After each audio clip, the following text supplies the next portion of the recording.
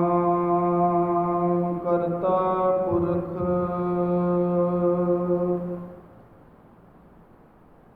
ਨਿਰਭਉ ਨਿਰਵੈਰ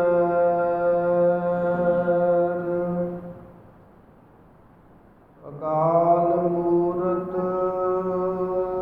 ਅਜੂਨੀ ਸੈਭੰ ਗੁਰ ਪ੍ਰਸਾਦ ਜਪ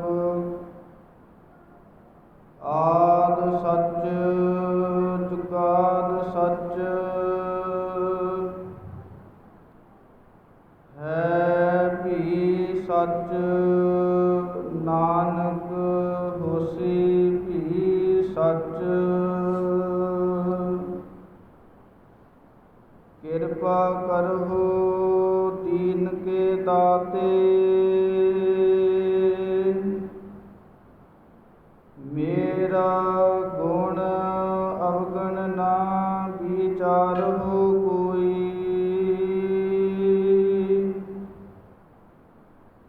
ਮਾਟੀ ਕਾ ਕਿਆ ਧੋਪੈ ਸੁਆਮੀ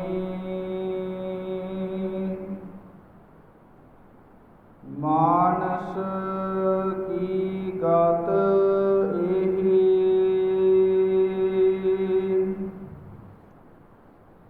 ਸਗਲ ਦੁਆਰ ਕੋ ਛਾਡ ਕੇ ਗਹਿਓ ਤੁਹਾਰੋ ਦੁਆਰ ਬਾਹੇ ਗਹੇ ਕੀ ਲਾਜ ਅਸ ਗੋਬਿੰਦ ਦਾਸ ਤੁਹਾਰ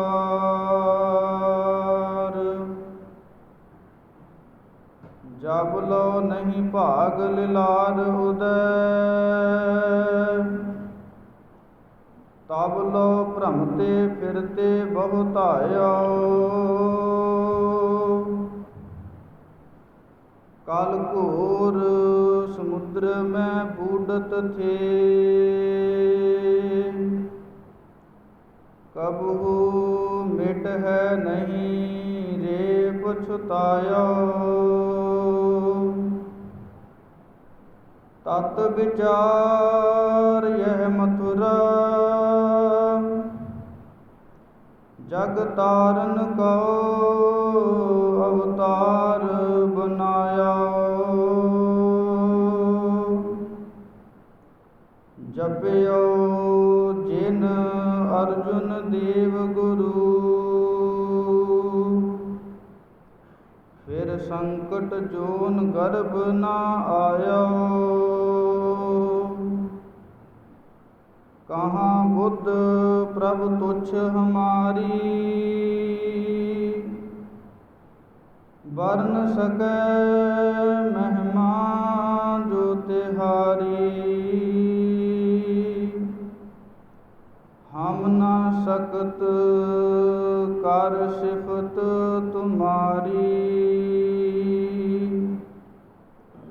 ਆਪ ਲੇਹੁ ਤੁਮ ਕਥਾ ਸੁਧਾਰੀ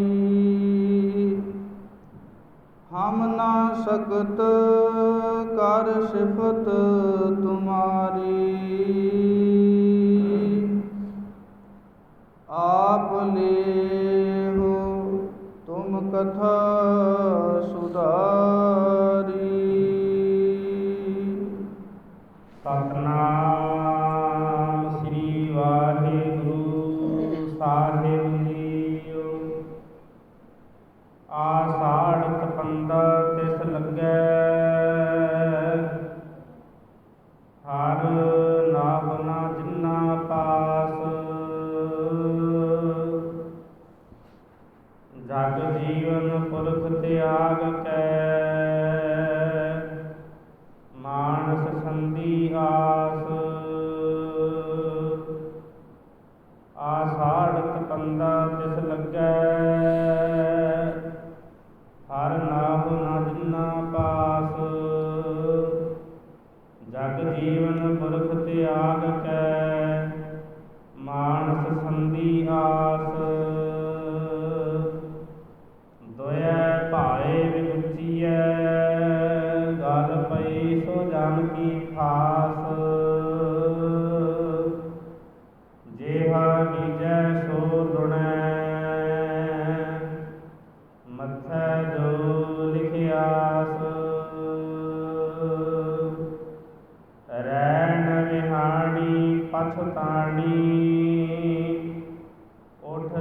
ਚਲੀ ਗਈ ਨਿਰਾਸ। ਜਿਨ ਕਉ ਸਾਧੂ ਭੇਟੀਐ ਸੋ ਦਰਗਹਿ ਹੋਇ ਖਲਾਸ। ਕਰ ਕਿਰਪਾ ਪ੍ਰਭ ਆਪਣੀ ਤੇਰੇ ਦਰਸ਼ਨ ਹੋਇ ਪਿਆਸ। ਪ੍ਰਭ ਤੁਧ ਬਿਨ ਦੂਜਾ ਕੋ ਨਹੀਂ ਨਾਨਕ ਕੀ ਅਰਦਾਸ। ਆषाढ़ ਸੁਹੰਦਾ ਤਿਸ ਲੱਗੈ ਜਿਸ ਮਨ ਹਰਿ ਚਰਨ ਨਿਵਾਸ। ਪ੍ਰਭ ਤੁਧ ਬਿਨ ਦੂਜਾ ਕੋ ਨਹੀਂ ਨਾਨਕ ਕੀ ਅਰਦਾਸ। ਆषाढ़ ਸੁਹੰਦਾ ਤਿਸ ਲੱਗੈ ਜਿਸ ਮਨ ਹਰਿ ਚਰਨ ਨਿਵਾਸ। ਆषाढ़ ਤਪੰਦਾ ਤਿਸ ਲੱਗੈ। ਵਾਹਿਗੁਰੂ ਜੀ ਕਾ ਖਾਲਸਾ ਵਾਹਿਗੁਰੂ ਜੀ ਕੀ ਫਤਿਹ। ਪਰਮ ਸਤਿਕਾਰਯੋਗ ਗੁਰੂ ਕੀ ਸਾਜੀ ਨਵਾਜੀ ਗੁਰੂ ਰੂਪ ਗੁਰੂ ਖਾਲਸਾ ਗੁਰ ਸੰਗਤ ਜੀਓ। ਆਪਾਂ ਸਰਬੱਤ ਗੁਰਸਿੱਖ ਮਾਈ ਭਾਈ ਪਰਮੇਸ਼ਰ ਵਾਹਿਗੁਰੂ ਜੀ ਦੀ ਅਪਾਰ ਕਿਰਪਾ ਰਹਿਮਤ ਬਖਸ਼ਿਸ਼ ਨੂੰ ਪ੍ਰਾਪਤ ਕਰਦਿਆਂ ਹੋਇਆਂ ਪਰਮੇਸ਼ਰ ਵਾਹਿਗੁਰੂ ਜੀ ਦੇ ਵੱਲੋਂ ਬਖਸ਼ੀਆਂ ਹੋਈਆਂ ਇਸ ਸਵਾਸਾਂ ਦੀ ਪੂੰਜੀ ਨੂੰ ਔਰ ਬਖਸ਼ੀਆਂ ਹੋਈਆਂ ਅਮੋਲਕ ਘੜੀਆਂ ਨੂੰ ਸਫਲਾ ਕਰਨ ਦੇ ਲਈ ਸਤਿਗੁਰਾਂ ਦੇ ਪਾਵਨ ਹੁਕਮ ਦੇ ਅਨੁਸਾਰ ਪਾਵਨ ਪਵਿੱਤਰ ਹਜ਼ੂਰੀ ਦੇ ਅੰਦਰ ਜੋੜ ਮਿਲ ਬੈਠ ਕੇ ਗੁਰਬਾਣੀ ਸ਼ਰਵਣ ਕੀਰਤਨ ਸ਼ਰਵਣ ਔਰ ਕਥਾ ਸ਼ਰਵਣ ਕਰਨ ਦੇ ਲਈ ਇਕੱਤਰਤ ਹੋ ਰਹੇ ਹਾਂ, ਕਿਉਂਕਿ ਸਾਹਿਬ ਸ੍ਰੀ ਗੁਰੂ ਅਰਜਨ ਦੇਵ ਮਹਾਰਾਜ ਜੀ ਦਾ ਹੁਕਮ ਹੈ ਕਿ ਜਦੋਂ ਵੀ ਮਹੀਨੇ ਦੀ ਪ੍ਰਾਰੰਭਤਾ ਹੁੰਦੀ ਹੈ ਤੇ ਜਿਵੇਂ ਵੱਖੋ ਵੱਖਰੇ ਧਰਮਾਂ ਦੇ ਮਨੁੱਖ ਜਿੱਦਾਂ ਵੇਦਾਂਤ ਮਤ ਦੇ ਅੰਦਰ ਜਾਂ ਹਿੰਦੂ ਮਤ ਦੇ ਅੰਦਰ ਜੋ ਮਹੀਨੇ ਦੀ ਪ੍ਰਾਰੰਭਤਾ ਹੈ ਉਹ ਪੰਡਤ ਆਦਿਕ ਕੋਲੋਂ ਉਪਦੇਸ਼ ਗ੍ਰਹਿਣ ਕਰਕੇ ਫਿਰ ਮਹੀਨੇ ਦੀ ਸ਼ੁਰੂਆਤ ਕੀਤੀ ਜਾਂਦੀ ਹੈ। ਉਸੇ ਅਨੁਸਾਰ ਹੀ ਸਤਿਗੁਰਾਂ ਨੇ ਗੁਰਸਿੱਖਾਂ ਨੂੰ ਕਿਸੇ ਹੋਰ ਦੇ ਅਧੀਨ ਰੱਖਣ ਦੀ ਬਜਾਏ ਜੋ ਪਾਵਨ ਇਹ ਸੰਗਰਾਂਦ ਦਾ ਦਿਹਾੜਾ ਹੈ ਇਸ ਦੀ ਪ੍ਰਾਰੰਭਤਾ ਕੀਤੀ ਕਿ ਸਤਿਗੁਰਾਂ ਦੇ ਪਾਵਨ ਹਜ਼ੂਰ ਇਕੱਤਰਤ ਹੋ ਕਰਕੇ ਪਾਵਨ ਤਿਹਾਵਲ ਕੜਾ ਪ੍ਰਸ਼ਾਦ ਦੀ ਦੇਗ ਸਜਾ ਕਰਕੇ ਸਤਿਗੁਰਾਂ ਦੇ ਪਾਵਨ ਹਜ਼ੂਰ ਅਰਦਾਸ ਬੇਨਤੀ ਕਰਨੀ ਕਿ ਸੱਚੇ ਪਾਤਸ਼ਾਹ ਜੀਓ, ਜੋ ਪਿਛਲਾ ਮਹੀਨਾ ਹੈ ਆਪ ਜੀ ਨੇ ਮਿਹਰ ਭਰਿਆ ਹੱਥ ਰੱਖ ਕਰਕੇ ਆਪ ਜੀ ਨੇ ਆਪਣੇ ਭਾਣੇ ਦੇ ਵਿੱਚ ਸਫਲਾ ਕਰਵਾਇਆ ਹੈ। ਅਗਲਾ ਚੜ੍ਹ ਰਿਹਾ ਮਹੀਨਾ ਆਪ ਜੀ ਆਪਣੀ ਮਿਹਰ ਦਾ ਸਦਕਾ ਗੁਰਸਿੱਖੀ ਜੀਵਨ ਦੇ ਨਾਲ ਸਫਲਾ ਕਰਵਾ ਲੈਣਾ। ਇਹ ਗੁਰਸਿੱਖਾਂ ਨੂੰ ਪਾਵਨ ਹੁਕਮ ਸਾਹਿਬ ਸ੍ਰੀ ਗੁਰੂ ਅਰਜਨ ਦੇਵ ਮਹਾਰਾਜ ਜੀ ਦੇ ਸਮੇਂ ਤੋਂ ਲੈ ਕੇ ਚੱਲਦੀ ਆ ਰਹੀ ਮਰਿਆਦਾ ਹੈ। ਤੇ ਜਿਵੇਂ ਆਪ ਜੀ ਜਾਣਦੇ ਹੋ ਕਿ ਜੋ ਪਿਛਲਾ ਕੱਲ੍ਹ ਦਾ ਦਿਨ ਲੰਘ ਕੇ ਗਿਆ ਹੈ, ਉਸ ਦਿਨ ਗੁਰਸਿੱਖੀ ਦੇ ਅੰਦਰ ਸਿੱਖ ਧਰਮ ਦੇ ਅੰਦਰ ਜੋ ਸਾਹਿਬ ਸ੍ਰੀ ਗੁਰੂ ਅਰਜਨ ਦੇਵ ਮਹਾਰਾਜ ਜੀ ਦੀ ਪਾਵਨ ਸ਼ਹਾਦਤ ਦਾ ਦਿਹਾੜਾ ਵੀ ਮਨਾਇਆ ਗਿਆ ਹੈ।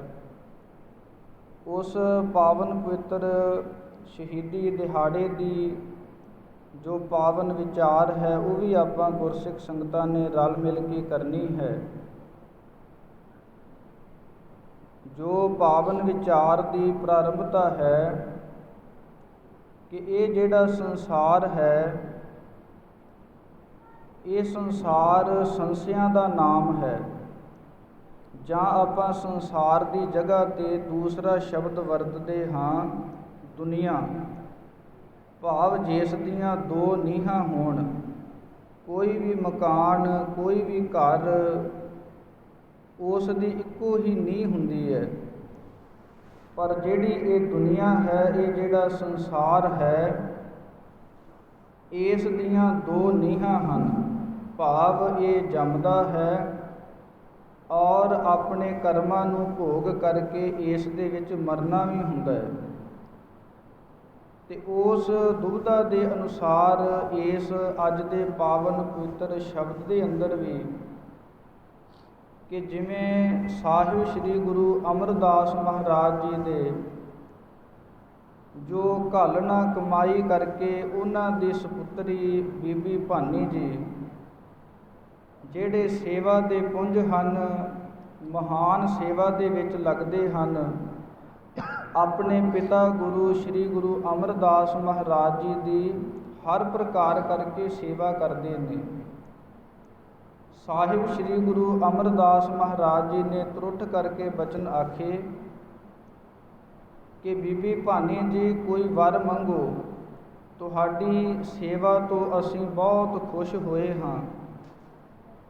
ਅਤੇ ਬੀਬੀ ਭਾਨੀ ਜੀ ਨੇ ਆਪਣੇ ਗੁਰੂ ਪਿਤਾ ਦੇ ਕੋਲੋਂ ਇਹ ਬੇਨਤੀ, ਇਹ ਮੰਗ ਮੰਗੀ ਕਿ ਜਿਵੇਂ ਗੁਰੂ ਨਾਨਕ ਸਾਹਿਬ ਮਹਾਰਾਜ ਜੀ ਨੇ ਗੁਰੂ ਅੰਗਦ ਸਾਹਿਬ ਮਹਾਰਾਜ ਜੀ ਨੂੰ ਗੁਰਗੱਦੀ ਬਖਸ਼ੀ ਹੈ, ਉਸ ਤੋਂ ਬਾਅਦ ਆਪਣੇ ਘਰ ਦੇ ਅੰਦਰ ਇਹ ਜਿਹੜੀ ਗੁਰਸਿੱਖੀ ਦੀ ਗੁਰਗੱਦੀ ਹੈ ਇਹ ਆਈ ਹੈ।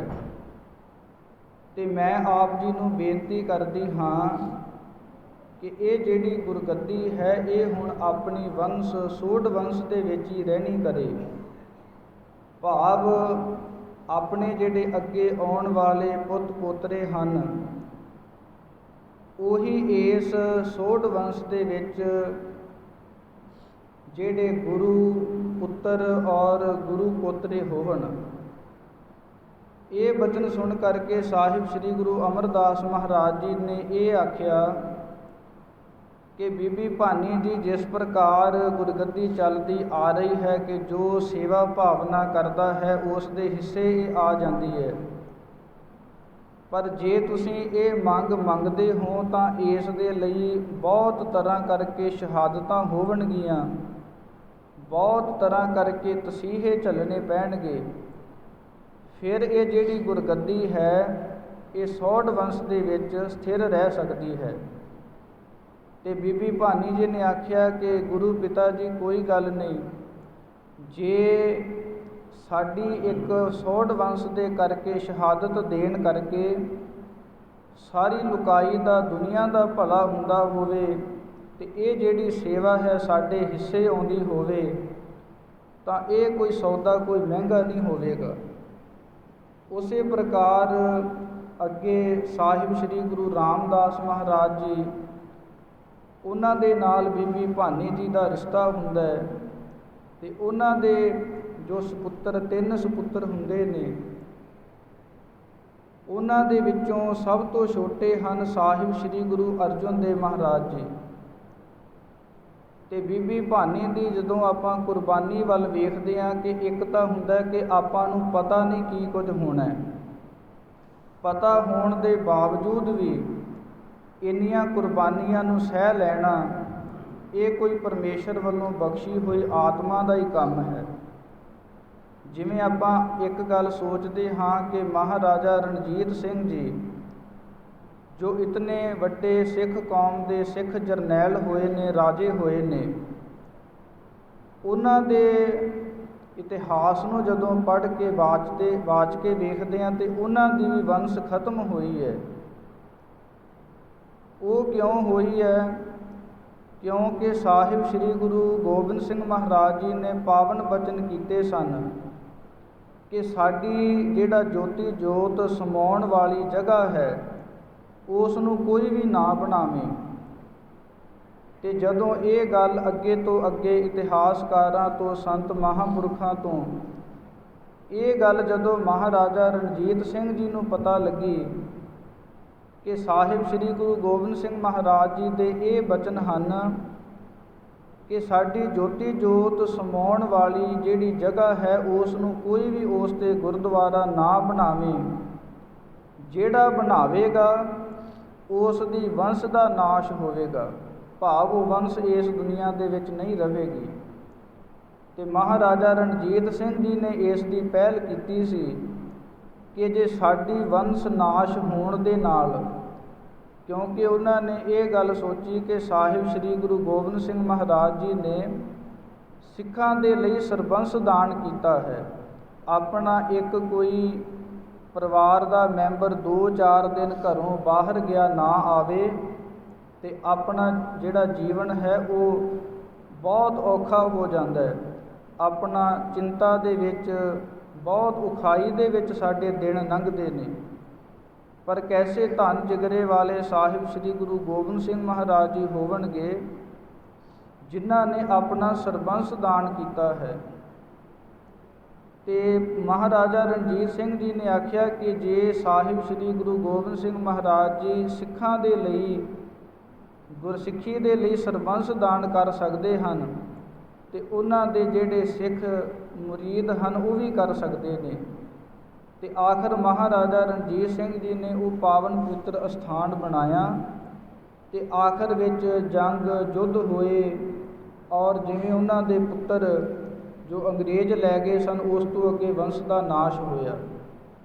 ਸੋ ਰਹਾਓ ਕਹਿਣ ਤੋਂ ਭਾਵ ਇਹ ਹੈ ਕਿ ਜਦੋਂ ਸਾਹਿਬ ਸ੍ਰੀ ਗੁਰੂ ਅਮਰਦਾਸ ਮਹਾਰਾਜ ਜੀ ਨੇ ਬੀਬੀ ਭਾਨੀ ਜੀ ਨੂੰ ਇਹੀ ਵਚਨ ਆਖੇ ਕਿ ਇਸ ਸੇਵਾ ਨੂੰ ਧਾਰਨ ਕਰਨ ਦੇ ਲਈ ਤੁਹਾਡਾ ਸਰਬੰਸ ਦਾਨ ਹੋਵੇਗਾ, ਅਤੇ ਬੀਬੀ ਭਾਨੀ ਜੀ ਨੇ ਖਿੜੇ ਮੱਥੇ ਹੱਸ ਕੇ ਇਹ ਜਿਹੜੀ ਸੇਵਾ ਹੈ ਉਹ ਪ੍ਰਵਾਨ ਕੀਤੀ। ਅਤੇ ਜਦੋਂ ਸਾਹਿਬ ਸ੍ਰੀ ਗੁਰੂ ਅਰਜਨ ਦੇਵ ਮਹਾਰਾਜ ਜੀ ਗੁਰਗੱਦੀ ਦੇ ਉੱਪਰ ਸਥਾਪਿਤ ਹੁੰਦੇ ਨੇ, ਸਮਾਂ ਲੰਘਦਿਆਂ ਬਚਪਨ ਦੇ ਵਿੱਚ ਆਪ ਜੀ ਬੜੇ ਕੌਤਕਕਾਰੀ ਆਪ ਜੀ ਦਾ ਜੀਵਨ ਸੀ। ਜਿਸ ਪ੍ਰਕਾਰ ਆਪ ਜੀ ਨੇ ਜੋ ਕਵੀ ਸਨ ਜਿਹੜੇ ਇਸ ਪਾਵਨ ਪਵਿੱਤਰ ਗੁਰਬਾਣੀ ਨੂੰ ਕਿ ਕੋਈ ਹੋਰ ਰੂਪ ਦੇਣਾ ਚਾਹੁੰਦੇ ਸਨ, ਇਹ ਮਹਾਨ ਸੇਵਾ ਸਾਹਿਬ ਸ੍ਰੀ ਗੁਰੂ ਅਰਜਨ ਦੇਵ ਮਹਾਰਾਜ ਜੀ ਨੇ ਭਾਈ ਗੁਰਦਾਸ ਸਾਹਿਬ ਜੀ ਨੂੰ ਲਾ ਕਰਕੇ ਕਿ ਭਾਈ ਗੁਰਦਾਸ ਸਾਹਿਬ ਜੀ, ਆਪਾਂ ਜੋ ਪਾਵਨ ਪਵਿੱਤਰ ਗੁਰੂ ਕੀ ਮੁੱਖ ਵਾਕ ਬਾਣੀ ਹੈ ਉਸ ਨੂੰ ਇੱਕ ਵੱਖਰੇ ਤੌਰ 'ਤੇ ਉਸ ਨੂੰ ਅੰਕਿਤ ਕਰਕੇ ਬੀੜ ਤਿਆਰ ਕੀਤੀ ਜਾਵੇ। ਜਿਸ ਪ੍ਰਕਾਰ ਸਤਿਕਾਰਯੋਗ ਵਿਦਿਆ ਦਾਤੇ ਗਿਆਨੀ ਕਰਮ ਸਿੰਘ ਜੀ ਮਹਾਂਪੁਰਖਾਂ ਨੇ ਵਿਦਿਆ ਪੜ੍ਹਾਉਂਦਿਆਂ ਹੋਇਆਂ ਬੀੜ ਦੇ ਅਰਥ ਕੀਤੇ ਕਿ ਬੀੜ ਆਪਾਂ ਸ੍ਰੀ ਗੁਰੂ ਗ੍ਰੰਥ ਸਾਹਿਬ ਮਹਾਰਾਜ ਜੀ ਦੇ ਸਰੂਪ ਨੂੰ ਬੀੜ ਕਿਉਂ ਆਖਦੇ ਹਾਂ। ਬੀੜ ਤੋਂ ਭਾਵ ਹੁੰਦਾ ਹੈ ਕਿ ਜਿਹੜਾ ਬੀੜਿਆ ਜਾਵੇ, ਭਾਵ ਜਿਸ ਨੂੰ ਇਕੱਤਰਤ ਕੀਤਾ ਹੋਵੇ। ਭਾਵ ਪਹਿਲਾਂ ਵੱਖਰੋ ਵੱਖਰੇ ਗੁਰੂ ਸਾਹਿਬਾਨਾਂ ਦੀ, ਗੁਰੂ ਨਾਨਕ ਸਾਹਿਬ ਮਹਾਰਾਜ ਜੀ ਦੀ ਵੱਖਰੀ ਬਾਣੀ ਸੀ, ਗੁਰੂ ਅੰਗਦ ਸਾਹਿਬ ਮਹਾਰਾਜ ਜੀ ਦੀ ਵੱਖਰੀ ਪੋਥੀਆਂ ਰੂਪ ਵਿੱਚ ਬਾਣੀ ਹੁੰਦੀ ਸੀ। ਪੋਥੀ ਪਰਮੇਸ਼ਰ ਕਾ ਥਾਨ। ਪਹਿਲਾਂ ਜਿਹੜੀ ਬਾਣੀ ਹੈ ਉਹ ਛੋਟੀਆਂ ਵੱਖਰੋ ਵੱਖਰੇ ਰੂਪ ਵਿੱਚ, ਪੋਥੀਆਂ ਰੂਪ ਵਿੱਚ ਹੋਇਆ ਕਰਦੀ ਸੀ। ਅਤੇ ਗੁਰੂ ਅਰਜਨ ਸਾਹਿਬ ਮਹਾਰਾਜ ਜੀ ਨੇ ਉਸ ਪਾਵਨ ਪਵਿੱਤਰ ਗੁਰਬਾਣੀ ਨੂੰ ਇੱਕ ਬੀੜ, ਭਾਵ ਸਾਰੀ ਬਾਣੀ ਇਕੱਤਰਤ ਕਰਨ ਦਾ ਜੋ ਪਾਵਨ ਪਵਿੱਤਰ ਉਪਰਾਲਾ ਕੀਤਾ ਅਤੇ ਭਾਈ ਗੁਰਦਾਸ ਸਾਹਿਬ ਜੀ ਨੂੰ ਲਿਖਾਰੀ ਲਾਇਆ। ਇਹ ਸਭ ਤੋਂ ਮਹਾਨ ਕਾਰਜ ਸਾਹਿਬ ਸ੍ਰੀ ਗੁਰੂ ਅਰਜਨ ਦੇਵ ਮਹਾਰਾਜ ਜੀ ਦੇ ਪਾਵਨ ਪਵਿੱਤਰ ਜੀਵਨ ਵਿੱਚ ਆਉਂਦਾ ਹੈ। ਅਤੇ ਜਦੋਂ ਇਸ ਪਾਵਨ ਪਵਿੱਤਰ ਗੁਰਬਾਣੀ ਦੀ ਮਹਿਮਾ ਸੰਸਾਰ ਵਿੱਚ, ਜਗਤ ਵਿੱਚ ਫੈਲਦੀ ਹੈ, ਕਿਉਂਕਿ ਆਮ ਕਰਕੇ ਇਹ ਗੱਲ ਵੇਖਣ ਵਿੱਚ ਆਉਂਦੀ ਹੈ ਕਿ ਜਦੋਂ ਵੀ ਕਿਸੇ ਚੀਜ਼ ਦਾ ਵਾਧਾ ਹੁੰਦਾ ਹੈ ਅਤੇ ਉਦੋਂ ਕਿਸੇ ਨਾ ਕਿਸੇ ਪ੍ਰਕਾਰ ਕਰਕੇ ਕੋਈ ਜਿਹੜਾ ਹੈ ਤੁਹਾਡਾ ਦੁਸ਼ਮਣ ਔਰ ਤੁਹਾਡਾ ਦੋਸਤ ਬਣਦਾ ਹੈ। ਜਿਸ ਪ੍ਰਕਾਰ ਜਦੋਂ ਗੁਰਸਿੱਖੀ ਦਾ ਪ੍ਰਚਾਰ ਘਰ ਘਰ ਦੇ ਵਿੱਚ ਹੋਣ ਲੱਗਾ, ਜਗਤ ਦੇ ਅੰਦਰ ਗੁਰੂ ਨਾਨਕ ਸਾਹਿਬ ਮਹਾਰਾਜ ਜੀ ਦੀ ਵਡਿਆਈ ਹੋਣ ਲੱਗੀ, ਜਦੋਂ ਸਭ ਨੇ ਇਹ ਕਹਿਣਾ ਸ਼ੁਰੂ ਕਰ ਦਿੱਤਾ ਕਿ ਸਭ ਤੋਂ ਵੱਡਾ ਸਤਿਗੁਰੂ ਨਾਨਕ, ਕਿਉਂਕਿ ਉਹਨਾਂ ਤੋਂ ਪਹਿਲਾਂ ਪੀਰ ਪੈਗੰਬਰਾਂ ਦਾ ਬੋਲਬਾਲਾ ਸੀ, ਵੱਡੇ ਵੱਡੇ ਦੇਵਤੇ ਸਿੱਧ ਪੁਰਸ਼ਾਂ ਦਾ ਬੋਲਬਾਲਾ ਸੀ। ਪਰ ਜਦੋਂ ਉਸ ਬੋਲਬਾਲੇ ਦੀ ਜਗ੍ਹਾ ਇਹ ਬੋਲਬਾਲਾ ਹੋਣਾ ਸ਼ੁਰੂ ਹੋ ਗਿਆ ਕਿ ਸਭ ਤੋਂ ਵੱਡਾ ਸਤਿਗੁਰੂ ਨਾਨਕ, ਕਿ ਸਾਰਿਆਂ ਤੋਂ ਵੱਡਾ ਜੇ ਕੋਈ ਗੁਰੂ ਹੈ ਤੇ ਉਹ ਗੁਰੂ ਨਾਨਕ ਸਾਹਿਬ ਮਹਾਰਾਜ ਜੀ ਹਨ। ਤੇ ਇਸ ਗੱਲ ਤੋਂ ਬਹੁਤ ਜਿਹੜੇ ਸਿਆਣੇ ਪੁਰਸ਼ ਸਨ ਉਹ ਤਾਂ ਗੁਰੂ ਕੇ ਸਿੱਖ ਬਣੇ, ਗੁਰੂ ਕੇ ਸੇਵਾਦਾਰ ਬਣੇ, ਪਰ ਨਾਲ ਹੀ ਕੁਝ ਜਿਹੜੇ ਵਿਰੋਧੀ ਤੱਤਵ ਨੇ ਉਹ ਵੀ ਪੈਦਾ ਹੋਏ ਕਿ ਇਹ ਤੇ ਸਾਡੇ ਧਰਮ ਦਾ ਨਾਸ਼ ਕਰਨਗੇ। ਇਸ ਲਈ ਜਿਵੇਂ ਉੱਲੂ ਦੇ ਲਈ ਜਿਹੜਾ ਦਿਨ ਹੈ ਉਹ ਕੋਈ ਮਾਇਨੇ ਨਹੀਂ ਰੱਖਦਾ, ਜਿਹੜਾ ਸੂਰਜ ਸਾਰੇ ਸੰਸਾਰ ਨੂੰ ਚਾਨਣਾ ਦਿੰਦਾ ਹੈ, ਉਹ ਜਿਹੜਾ ਸੂਰਜ ਹੈ ਉੱਲੂ ਦੇ ਲਈ ਬਹੁਤ ਮਾੜਾ ਹੈ। ਉੱਲੂ ਆਖਦਾ ਕਿ ਇਹ ਕਿਉਂ ਚੜ੍ਹ ਗਿਆ। ਇਸੇ ਪ੍ਰਕਾਰ ਹੀ ਜਿਹੜਾ ਗੁਰਸਿੱਖੀ ਦਾ ਗੁਰਬਾਣੀ ਦਾ ਪ੍ਰਚਾਰ ਹੈ ਉਹ ਕਈਆਂ ਰਾਜਿਆਂ ਨੂੰ ਜਰਨੈਲਾਂ ਨੂੰ ਭਾਇਆ ਨਹੀਂ, ਉਹ ਚਾਹੇ ਮੁਗਲ ਰਾਜੇ ਹੋਣ, ਉਹ ਚਾਹੇ ਹਿੰਦੂ ਰਾਜੇ ਹੋਣ। ਉਹਨਾਂ ਵਿੱਚੋਂ ਇੱਕ ਮੁਗਲ ਰਾਜਾ ਸੀ ਜਹਾਂਗੀਰ। ਤੇ ਦੂਸਰੀ ਘਟਨਾ ਇਹ ਹੋਈ ਕਿ ਸਾਹਿਬ ਸ੍ਰੀ ਗੁਰੂ ਅਰਜਨ ਦੇਵ ਮਹਾਰਾਜ ਜੀ ਦੇ ਜਿਹੜੇ ਸੁਪੁੱਤਰ ਸਾਹਿਬ ਸ੍ਰੀ ਗੁਰੂ ਹਰਗੋਬਿੰਦ ਸਾਹਿਬ ਮਹਾਰਾਜ ਜੀ ਸਨ, ਉਹਨਾਂ ਦਾ ਜਿਹੜੇ ਰਿਸ਼ਤੇ ਦੀ ਗੱਲ ਹੈ ਉਹ ਜਿਹੜਾ ਦੁਸ਼ਟ ਚੰਦੂ ਸੀਗਾ ਉਸ ਦੇ ਨਾਲ ਚੱਲੀ। ਰਿਸ਼ਤਾ ਇੱਕ ਵਾਰ ਤੈਅ ਵੀ ਹੋ ਗਿਆ, ਪਰ ਉੱਧਰ ਜਾ ਕਰਕੇ ਚੰਦੂ ਨੇ ਜਹਾਂਗੀਰ ਕੋਲ ਇਹ ਗੱਲ ਆਖੀ ਕਿ ਅੱਜ ਇਸ ਪ੍ਰਕਾਰ ਹੋਇਆ ਹੈ ਕਿ ਜਿਹੜੀ ਨੀਂਹ ਦੀ ਇੱਟ ਹੈ ਉਹ ਚੁਬਾਰੇ ਨੂੰ ਲੱਗਣ ਲੱਗੀ ਹੈ, ਭਾਵ ਗੁਰੂ ਘਰ ਦੀ ਉਸ ਨੇ ਨਿੰਦਾ ਕੀਤੀ। ਤੇ ਇਹ ਗੱਲ ਗੁਰਸਿੱਖਾਂ ਨੇ ਚਿੱਠੀ ਰੂਪ ਦੇ ਵਿੱਚ ਸਾਹਿਬ ਸ੍ਰੀ ਗੁਰੂ ਅਰਜਨ ਦੇਵ ਮਹਾਰਾਜ ਜੀ ਦੇ ਪਾਸ ਭੇਜੀ ਕਿ ਜਿਹੜਾ ਚੰਦੂ ਹੈ ਉਹ ਗੁਰੂ ਘਰ ਦੀ ਬਹੁਤ ਤਰ੍ਹਾਂ ਕਰਕੇ ਨਿੰਦਾ ਕਰ ਰਿਹਾ ਹੈ, ਆਪਣੇ ਆਪ ਨੂੰ ਵੱਡਾ ਆਖਦਾ ਹੈ ਤੇ ਜਿਹੜਾ ਗੁਰੂ ਘਰ ਦੀ ਹੈ ਉਹ ਨਿੰਦਾ ਕਰਦਾ, ਬਹੁਤ ਨੀਵਾਂ ਸਮਝਦਾ ਹੈ ਗੁਰੂ ਘਰ ਨੂੰ। ਤੇ ਨਾਲ ਗੁਰਸਿੱਖਾਂ ਨੇ ਇਹ ਬੇਨਤੀ ਭੇਜੀ ਦਿੱਲੀ ਤੋਂ ਕਿ ਜਿਹੜਾ ਚੰਦੂ ਦੀ ਲੜਕੀ ਜਿਸ ਦਾ ਨਾਮ ਸਦਾ ਕੌਰ ਸੀ, ਉਸ ਦਾ ਜਿਹੜਾ ਰਿਸ਼ਤਾ ਹੈ ਉਸ ਨੂੰ ਮੋੜ ਦਿੱਤਾ ਜਾਵੇ। ਤੇ ਇਸੇ ਪ੍ਰਕਾਰ ਹੀ ਗੁਰੂ ਅਰਜਨ ਸਾਹਿਬ ਮਹਾਰਾਜ ਜੀ ਨੇ ਗੁਰਸਿੱਖਾਂ ਦੀ ਬੇਨਤੀ ਮੰਨ ਕਰਕੇ ਜਿਹੜੀ ਚੰਦੂ ਦੀ ਲੜਕੀ ਸਦਾ ਕੌਰ ਦਾ ਰਿਸ਼ਤਾ ਸੀ ਉਸ ਤੋਂ ਨਾ ਕਰ ਦਿੱਤੀ ਕਿ ਸਾਡੇ ਪੁੱਤਰ ਸਾਹਿਬ ਸ੍ਰੀ ਗੁਰੂ ਹਰਗੋਬਿੰਦ ਸਾਹਿਬ ਮਹਾਰਾਜ ਜੀ ਇਸ ਗੁਰਸਿੱਖੀ ਦੇ ਅੰਦਰ ਆਉਣ ਵਾਲੇ ਅੱਗੇ ਗੁਰੂ ਰੂਪ ਹੋਣਗੇ ਤੇ ਉਹਨਾਂ ਵਿੱਚ ਕਿਸੇ ਪ੍ਰਕਾਰ ਦੀ ਘਾਟ ਨਾ ਰਵੇ। ਨਹੀਂ ਤੇ ਆਮ ਕਰਕੇ ਆਪਾਂ ਸੋਚਦੇ ਹਾਂ ਕਿ ਜੇ ਕਿਸੇ ਵੱਡੇ ਦੇ ਨਾਲ ਸਾਡਾ ਸੰਬੰਧ ਜੁੜਦਾ ਹੋਵੇ ਤੇ ਆਪਾਂ ਕਈ ਵਾਰ ਗੁਰਸਿੱਖੀ ਤੋਂ ਮੁਨਕਰ ਹੋ ਜਾਂਦੇ ਹਾਂ। ਜਿਵੇਂ ਕਈ ਵਾਰ ਆਪਾਂ ਉਦਾਹਰਨ ਤੌਰ ਤੇ ਲੈ ਲਈਏ, ਜਦੋਂ ਆਪਾਂ ਕਿਸੇ ਵਿਆਹ ਸ਼ਾਦੀ ਦੇ ਉੱਪਰ ਜਾਣਾ ਹੋਵੇ ਜਾਂ ਕੋਈ ਲੀਡਰ ਆਦਿਕ ਨੂੰ ਮਿਲਣ ਜਾਣਾ ਹੋਵੇ ਤੇ ਅਸੀਂ ਕੀ ਕਰਦੇ ਹਾਂ ਕਿ ਜਿਹੜੀ ਕਿਰਪਾਨ ਹੈ ਉਸ ਨੂੰ ਅੰਦਰ ਦੀ ਪਾ ਲੈਂਦੇ ਹਾਂ ਕਿ ਉਹਨਾਂ ਨੂੰ ਇਹ ਨਾ ਲੱਗੇ ਕਿ ਇਹਨਾਂ ਨੇ ਅੰਮ੍ਰਿਤ ਛਕਿਆ ਹੋਇਆ। ਜਿਵੇਂ ਵਿਦਵਾਨ ਮਹਾਂਪੁਰਖ ਉਦਾਹਰਣ ਦਿੰਦੇ ਹਨ ਕਿ ਜਿਹੜੀ ਇੱਕ ਸੁਹਾਗਣ ਇਸਤਰੀ ਹੈ ਉਹ ਕਦੇ ਵੀ ਆਪਣਾ ਆਪ ਲੁਕਾਉਂਦੀ ਨਹੀਂ ਕਿ ਉਹ ਇੱਕ ਵਿਆਹੀ ਹੋਈ ਹੈ, ਉਹ ਸਗੋਂ ਮਾਣ ਮਹਿਸੂਸ ਕਰਦੀ ਹੈ ਦੱਸ ਕਰਕੇ। ਉਸੇ ਪ੍ਰਕਾਰ ਹੀ ਜਿਹੜੇ ਗੁਰਸਿੱਖ ਅੰਮ੍ਰਿਤ ਛਕਦੇ ਨੇ, ਸ਼ੱਕ ਕਰਕੇ ਵੀ ਅੰਦਰ ਦੀ ਕਿਰਪਾਨ ਪਾਉਣੀ ਔਰ ਆਪਣੇ ਆਪ ਨੂੰ ਲੁਕਾਉਣਾ, ਇਹ ਬਹੁਤ ਮਾੜੇ ਦਰਜੇ ਦੀ ਇੱਕ ਨਿਸ਼ਾਨੀ ਹੈ। ਇਸੇ ਪ੍ਰਕਾਰ ਸਾਹਿਬ ਸ੍ਰੀ ਗੁਰੂ ਅਰਜਨ ਦੇਵ ਮਹਾਰਾਜ ਜੀ ਨੇ ਇਹ ਐਲਾਨਿਆ ਕਿ ਚੰਦੂ ਦੀ ਲੜਕੀ ਸਦਾ ਕੌਰ ਦਾ ਰਿਸ਼ਤਾ ਅਸੀਂ ਨਹੀਂ ਲਵਾਂਗੇ।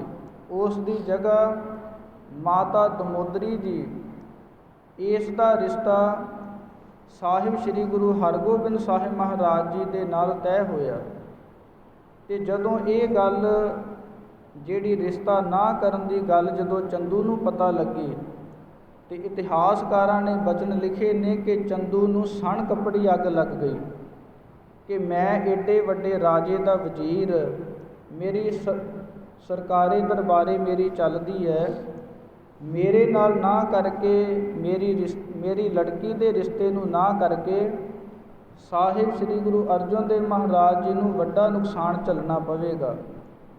ਕਿਉਂਕਿ ਜਦੋਂ ਮਨੁੱਖ ਦੇ ਅੰਦਰ ਹੰਕਾਰ ਆਉਂਦਾ ਹੈ, ਇਹ ਬੜੀਆਂ ਬੜੀਆਂ ਚੀਜ਼ਾਂ ਨੂੰ ਤਬਾਹ ਕਰ ਦਿੰਦਾ ਹੈ। ਪਾਵਨ ਗੁਰਬਾਣੀ ਦੇ ਅੰਦਰ ਬਚਨ ਆਉਂਦੇ ਨੇ, ਕਾਮ ਕ੍ਰੋਧ ਕਾਇਆ ਕੋ ਗੱਲ ਹੈ, ਜਿਉ ਕੰਚਨ ਸੁਹਾਗਾ ਢਲ ਹੈ। ਕਿ ਜਿਹੜਾ ਇਹ ਕਾਮ ਕ੍ਰੋਧ ਲੋਭ ਮੋਹ ਅਹੰਕਾਰ ਆਦਿਕ ਜਿਹੜੇ ਇਹ ਆਸੁਰੀ ਸੰਪਦਾ ਹੈ, ਇਹ ਕੀ ਕਰਦੀ ਹੈ ਕਿ ਜਿਹੜਾ ਸਰੀਰ ਹੈ ਇਸ ਨੂੰ ਗਾਲ ਦਿੰਦੀ ਹੈ। ਕਿਉਂਕਿ ਕਾਮ ਕ੍ਰੋਧ ਆਦਿਕ ਐਸੇ ਵਿਸ਼ੇ ਹਨ ਜਿਨ੍ਹਾਂ ਨੂੰ ਵਿਕਾਰ ਕਿਹਾ ਗਿਆ ਹੈ, ਜਿਹੜੇ ਸਮਾਂ ਸਮਾਂ ਪਾ ਕੇ ਬਦਲਦੇ ਰਹਿੰਦੇ ਹਨ। ਅਤੇ ਜਿਹੜਾ ਮਨੁੱਖ ਇਹਨਾਂ ਦਾ ਧਾਰਨੀ ਹੁੰਦਾ ਹੈ, ਜਿਹੜਾ ਇਹਨਾਂ ਵਿਸ਼ਿਆਂ ਵਿਕਾਰਾਂ ਦੇ ਅੰਦਰ ਹੀ ਆਪਣਾ ਜੀਵਨ ਬਤੀਤ ਕਰ ਬੈਠਦਾ ਹੈ, ਉਹ ਆਖਰ ਇਸ ਸਰੀਰ ਤੋਂ ਕੋਈ ਬਹੁਤੇ ਪਰਉਪਕਾਰਤਾ ਵਾਲਾ ਜੀਵਨ ਨਹੀਂ ਜਿਉ ਸਕਦਾ। ਇਸੇ ਪ੍ਰਕਾਰ ਜਦੋਂ ਚੰਦੂ ਨੇ ਜਹਾਂਗੀਰ ਦੇ ਕੋਲ ਸ਼ਿਕਾਇਤ ਕੀਤੀ, ਅਤੇ ਉੱਧਰ ਜਹਾਂਗੀਰ ਨੇ ਚੰਦੂ ਦੀ ਚੁੱਕ ਦੇ ਵਿੱਚ ਆ ਕਰਕੇ, ਕਿਉਂਕਿ ਜਿਹੜੀ ਚੁਗਲੀ ਹੈ ਇਹ ਵੀ ਬੜੇ ਬੜੇ ਜਿਹੜੇ ਰਾਜ ਨੇ ਉਹਨਾਂ ਨੂੰ ਖਤਮ ਕਰ ਦਿੰਦੀ ਹੈ। ਇਸੇ ਪ੍ਰਕਾਰ ਜਦੋਂ ਵਾਰ-ਵਾਰ ਚੰਦੂ ਦੇ ਕਹਿਣ ਉੱਪਰ, ਕਿਉਂਕਿ ਜਹਾਂਗੀਰ ਵੀ ਗੁਰੂ ਅਰਜਨ ਸਾਹਿਬ ਮਹਾਰਾਜ ਜੀ ਤੋਂ ਕੋਈ ਬਹੁਤਾ ਖੁਸ਼ ਨਹੀਂ ਸੀ, ਜਹਾਂਗੀਰ ਨੇ ਹੁਕਮ ਕੀਤਾ ਕਿ ਸਾਹਿਬ ਸ੍ਰੀ ਗੁਰੂ ਅਰਜਨ ਦੇਵ ਮਹਾਰਾਜ ਜੀ ਨੂੰ ਕੈਦ ਕੀਤਾ ਜਾਵੇ। ਅਤੇ ਇੱਕ ਡਿਊਟੀ ਲਾਈ ਗਈ ਜਿਸ ਦਾ ਜਰਨੈਲ ਦਾ ਨਾਮ ਸੀ ਮੁਰਤਜ਼ਾ ਖਾਂ। ਇਸ ਜਰਨੈਲ ਨੇ ਕੀ ਕੀਤਾ ਕਿ ਸਾਹਿਬ ਸ੍ਰੀ ਗੁਰੂ ਅਰਜਨ ਦੇਵ ਮਹਾਰਾਜ ਜੀ ਨੂੰ ਗ੍ਰਿਫਤਾਰ ਕਰਕੇ ਲਾਹੌਰ ਵਿਖੇ ਪਹੁੰਚਾ ਦਿੱਤਾ, ਜਿੱਥੇ ਅੱਜ ਕੱਲ੍ਹ ਗੁਰਦੁਆਰਾ ਡੇਰਾ ਸਾਹਿਬ ਹੈ। ਰਾਵੀ ਨਦੀ ਦੇ ਕਿਨਾਰੇ ਆਪ ਜੀ ਨੂੰ ਰੱਖਿਆ ਗਿਆ ਕੈਦ ਦੇ ਵਿੱਚ। ਅਤੇ ਉੱਧਰ ਜਿਹੜਾ ਚੰਦੂ ਸੀ ਉਹ ਵੀ ਲਾਹੌਰ ਵਿਖੇ ਪਹੁੰਚ ਗਿਆ, ਅਤੇ ਗੁਰੂ ਅਰਜਨ ਦੇਵ ਮਹਾਰਾਜ ਜੀ ਦੀ ਅੱਗੇ 3 ਸ਼ਰਤਾਂ ਰੱਖੀਆਂ ਕਿ ਜੇ ਤੁਸੀਂ ਇਹ 3 ਸ਼ਰਤਾਂ ਮੰਨ ਲੈਂਦੇ ਹੋ ਤਾਂ ਤੁਹਾਡਾ ਬਚਾਅ ਹੋ ਸਕਦਾ ਹੈ। ਪਹਿਲੀ ਸ਼ਰਤ ਸੀ ਕਿ ਗੁਰੂ ਜੀ ਤੁਸੀਂ ਮੁਸਲਮਾਨ ਬਣਨਾ ਪ੍ਰਵਾਨ ਕਰ ਲਵੋ। ਇੱਥੇ ਹੁਣ ਕਥਾ ਸੁਣਾਉਂਦਿਆਂ ਹੋਇਆਂ ਜਿਵੇਂ ਚੰਦੂ ਬੋਲਦਾ ਹੈ ਅਤੇ ਦਾਸ ਕਹਿ ਰਿਹਾ ਹੈ ਕਿ ਗੁਰੂ ਜੀ, ਪਰ ਦਾਸ ਦਾ ਖਿਆਲ ਹੈ ਕਿ ਜਦੋਂ ਚੰਦੂ ਗੁਰੂ ਅਰਜਨ ਸਾਹਿਬ ਮਹਾਰਾਜ ਜੀ ਦੇ ਨਾਲ ਗੱਲ ਕਰਦਾ ਹੋਵੇਗਾ ਉਦੋਂ ਗੁਰੂ ਸ਼ਬਦ ਨਹੀਂ ਵਰਤਦਾ ਹੋਣਾ, ਕਿਉਂਕਿ ਦੁਸ਼ਮਣ ਦੇ ਸਾਹਮਣੇ ਕਿਵੇਂ ਉਸ ਦਾ ਸਤਿਕਾਰ ਹੋ ਸਕਦਾ ਹੈ। ਆਪਣੇ ਲਈ ਗੁਰੂ ਅਰਜਨ ਸਾਹਿਬ ਮਹਾਰਾਜ ਜੀ ਗੁਰੂ ਹਨ, ਪਰ ਚੰਦੂ ਦੇ ਸਾਹਮਣੇ ਜਾਂ ਜਹਾਂਗੀਰ ਦੇ ਸਾਹਮਣੇ ਗੁਰੂ ਅਰਜਨ ਸਾਹਿਬ ਮਹਾਰਾਜ ਜੀ ਇੱਕ ਦੁਸ਼ਮਣ ਰੂਪ ਉਹਨਾਂ ਨੂੰ ਜਾਪਦੇ ਨੇ ਕਿ ਇਹਨਾਂ ਨੇ ਸਾਡੇ ਨਾਲ ਇਸ ਪ੍ਰਕਾਰ ਕਿਵੇਂ ਕੀਤਾ। ਇਸ ਲਈ ਚੰਦੂ ਨੇ 3 ਸ਼ਰਤਾਂ ਗੁਰੂ ਅਰਜਨ ਸਾਹਿਬ ਮਹਾਰਾਜ ਜੀ ਦੇ ਅੱਗੇ ਰੱਖੀਆਂ ਕਿ ਪਹਿਲੀ, ਜਾਂ ਤਾਂ ਮੁਸਲਮਾਨ ਬਣਨਾ ਤੁਸੀਂ ਪ੍ਰਵਾਨ ਕਰ ਲਵੋ। ਦੂਸਰੀ ਇਹ ਸ਼ਰਤ ਰੱਖੀ ਜਿਹੜੀ ਜਹਾਂਗੀਰ ਦੇ ਵੱਲੋਂ ਆਈ ਸੀ ਕਿ ਜਿਹੜਾ ਤੁਸੀਂ ਪਾਵਨ ਪਵਿੱਤਰ ਸਰੂਪ, ਜੋ ਪਾਵਨ ਪਵਿੱਤਰ ਗੁਰਬਾਣੀ ਨੂੰ ਇੱਕ ਜਗ੍ਹਾ 'ਤੇ ਇਕੱਤਰਿਤ ਕੀਤਾ ਹੈ, ਉਸ ਦੇ ਵਿੱਚ ਜੋ ਮੁਹੰਮਦ ਸਾਹਿਬ ਹਨ ਉਹਨਾਂ ਦੀ ਸਿਫਤ ਲਿਖੋ, ਉਹਨਾਂ ਦੀ ਕੋਈ ਸਿਫਤੋ ਸਲਾਹ ਦੇ ਵਿੱਚ ਕੁਝ ਸ਼ਬਦ ਅੰਕਿਤ ਕਰੋ। ਤੀਸਰੀ ਸ਼ਰਤ ਇਹ ਰੱਖੀ ਕਿ ਚੰਦੂ ਦੀ ਲੜਕੀ ਸਦਾ ਕੌਰ ਦਾ ਜਿਹੜਾ ਰਿਸ਼ਤਾ ਹੈ ਉਹ ਸਾਹਿਬ ਸ੍ਰੀ ਗੁਰੂ ਹਰਗੋਬਿੰਦ ਸਾਹਿਬ ਮਹਾਰਾਜ ਜੀ ਦੇ ਨਾਲ ਪ੍ਰਵਾਨ ਕੀਤਾ ਜਾਵੇ। ਇਹ ਬਚਨ ਸੁਣ ਕੇ ਸਾਹਿਬ ਸ੍ਰੀ ਗੁਰੂ ਅਰਜਨ ਦੇਵ ਮਹਾਰਾਜ ਜੀ ਨੇ ਬਹੁਤ ਮਿੱਠੇ ਤਰ੍ਹਾਂ ਕਰਕੇ ਮੁਸਕਰਾਉਣਾ ਕੀਤਾ, ਅਤੇ ਚੰਦੂ ਨੂੰ ਹੋਰ ਗੁੱਸਾ ਆਇਆ ਕਿ ਇੱਕ ਬੰਨੇ ਤਾਂ ਮੌਤ ਖੜੀ ਹੈ ਅਤੇ ਦੂਸਰੇ ਬੰਨੇ ਇਹ ਫੇਰ ਹੱਸ ਰਹੇ ਨੇ। ਅਤੇ ਗੁਰੂ ਅਰਜਨ ਸਾਹਿਬ ਮਹਾਰਾਜ ਜੀ ਨੇ ਆਖਿਆ ਕਿ ਇਹ ਚੰਦੂ, ਤੇਰੀਆਂ ਤਿੰਨੇ ਸ਼ਰਤਾਂ ਮੈਨੂੰ ਮਨਜ਼ੂਰ ਨਹੀਂ।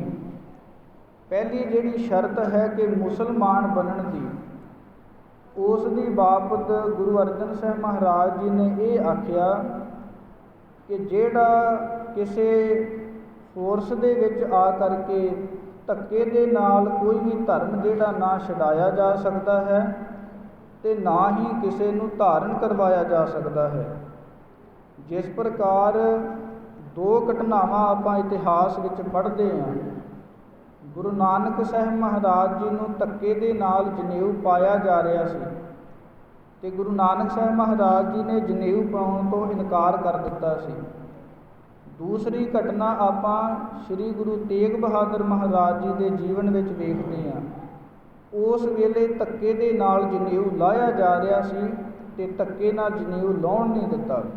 ਨਾ ਧੱਕੇ ਦੇ ਨਾਲ ਧਰਮ ਨੂੰ ਧਾਰਨ ਕਰਵਾਇਆ ਜਾ ਸਕਦਾ ਹੈ ਅਤੇ ਨਾ ਹੀ ਧੱਕੇ ਦੇ ਨਾਲ ਧਰਮ ਨੂੰ ਜੁਦਾ ਕੀਤਾ ਜਾ ਸਕਦਾ ਹੈ। ਜਿਸ ਪ੍ਰਕਾਰ ਸਾਹਿਬ ਸ੍ਰੀ ਗੁਰੂ ਤੇਗ ਬਹਾਦਰ ਮਹਾਰਾਜ ਜੀ ਦੇ ਪਾਵਨ ਬਚਨ ਹਨ ਕਿ ਨਾ ਤੇ ਆਪ ਡਰਨਾ ਹੈ, ਨਾ ਆਪ ਡਰੋ ਨਾ ਅਵਰ ਡਰਾਵੋ। ਨਾ ਤਾਂ ਕਿਸੇ ਤੋਂ ਡਰੋ ਅਤੇ ਨਾ ਹੀ ਕਿਸੇ ਨੂੰ ਡਰਾਉਣਾ ਕਰੋ। ਇਹ ਹੈ ਗੁਰਸਿੱਖੀ ਦਾ ਅਸੂਲ।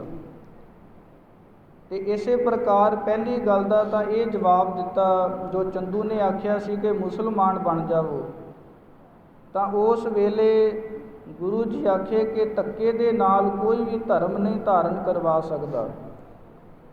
ਅਤੇ ਜਿਹੜੀ ਤੇਰੀ ਦੂਸਰੀ ਸ਼ਰਤ ਹੈ ਕਿ ਗੁਰਬਾਣੀ ਦੇ ਵਿੱਚ ਮੁਹੰਮਦ ਸਾਹਿਬ ਦੀ ਜਿਹੜੀ ਸਿਫਤ ਹੈ ਉਹ ਲਿਖੀ ਜਾਵੇ, ਉਸ ਦੀ ਬਾਬਤ ਗੁਰੂ ਜੀ ਨੇ ਇਹ ਜਵਾਬ ਦਿੱਤਾ ਕਿ ਇਹ ਜਿਹੜੀ ਬਾਣੀ ਹੈ ਇਹ ਹੈ ਧੁਰ ਕੀ ਬਾਣੀ ਆਈ।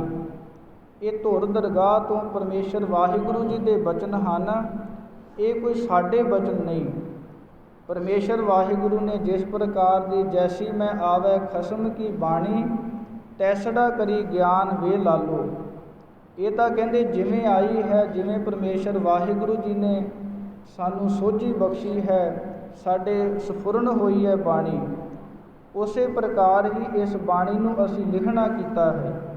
ਇਸ ਵਿੱਚ ਕੋਈ ਵਾਧ ਘਾਟ ਨਹੀਂ ਹੋ ਸਕਦੀ, ਜਾਂ ਕਿਸੇ ਵੀ ਸਾਧੂ ਸੰਤ ਦੀ ਬੇਉਪਮਾ ਜਿਹੜੀ ਹੈ, ਭਾਵ ਸਮਸ਼ਟੀ ਰੂਪ ਦੇ ਵਿੱਚ ਉਪਮਾ ਕੀਤੀ ਗਈ ਹੈ, ਵਿਅਸ਼ਟੀ ਰੂਪ ਦੇ ਵਿੱਚ ਅਸੀਂ ਕਿਸੇ ਦੀ ਉਪਮਾ ਨਹੀਂ ਕਰ ਸਕਦੇ।